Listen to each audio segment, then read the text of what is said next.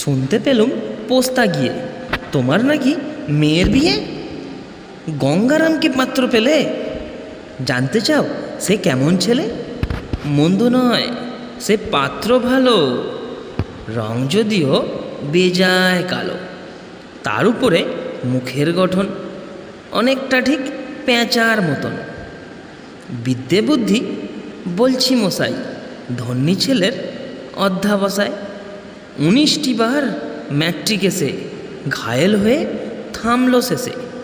বিষয় আশায় গরিব বেজায়, কষ্টে সৃষ্টে দিন চলে যায়।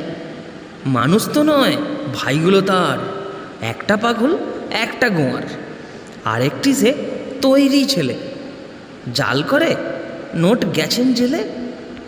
কনিষ্ঠটি তবলা বাজায়, যাত্রা দলে 5 টাকা পায়। গঙ্গারাম তো কেবল ভোগে পিলের জ্বর আর পাণ্ডু রোগে। কিন্তু তারা উচ্চ ঘর, কংসরাজের বংশধর, শ্যামলায়েরই বনগ্রামের। কি যেন হয় গঙ্গারামের। যা হোক, এবার পাত্র পেলে এমন কি আর মন্দ ছেলে। নমস্কার বন্ধুরা, যদি ভালো লেগে থাকে একটা লাইক এবং কমেন্ট করে জানাবেন। ধন্যবাদ।